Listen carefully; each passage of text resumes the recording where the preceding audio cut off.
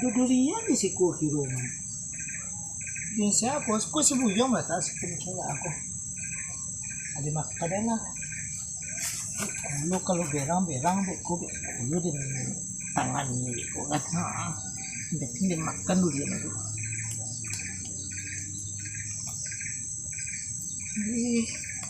Kan cak isin kira aku. Aku dia mana pe si buyong kira aku. Ada tak ada isi apa.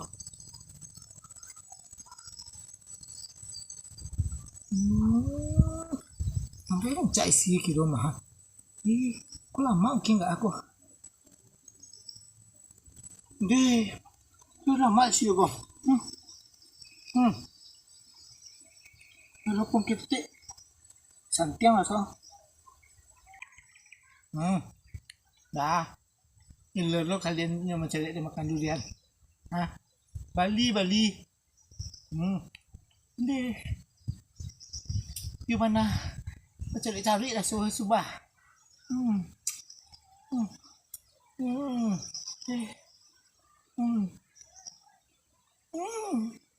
Baiklah. Bali yo. Jongkit dah ini kata bek si jatuh kan. Hilang lo penganai nun di rumah sudah. Udah. Dia murah sini ya. Murah mana dulu? Kalau nyo Bali, yang kacang paminta jo.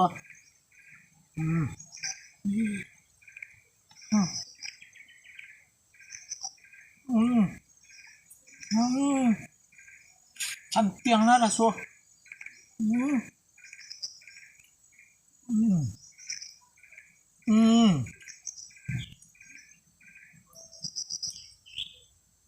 Yubana bergetah raso deh.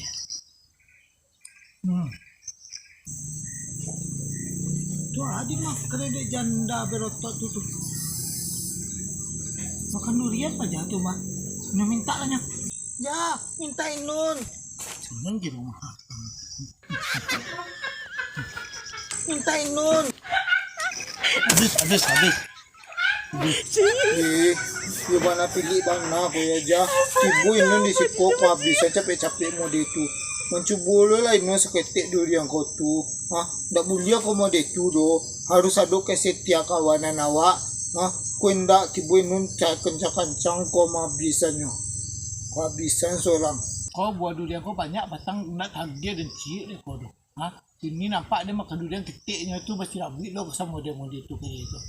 Dia sambung kau. Nampak lah berkerang dan kau. Tak elok kau sampai mau itu doh. Sampai kuburan kau bis tak tahu kau ndak. Kuburan tu ya sampai deh kau. Nak lapang masaji kau.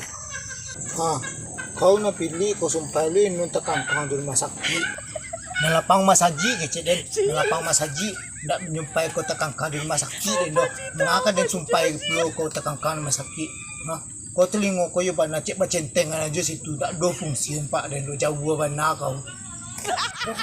Bukan manusia punya kamu cukup punya masalah situ mah.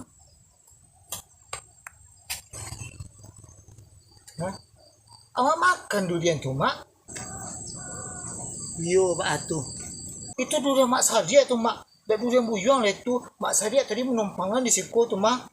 Apa yang? Durian untuk umpan kan dia dimakan dak mak.